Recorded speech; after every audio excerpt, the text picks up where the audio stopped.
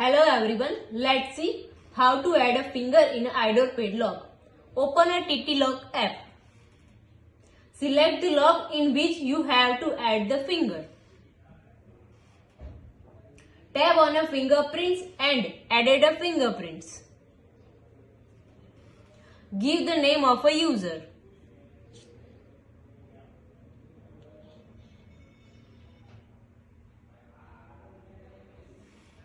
Tap next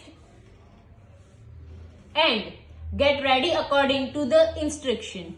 Press start. Set your finger in a different angle for 6 times.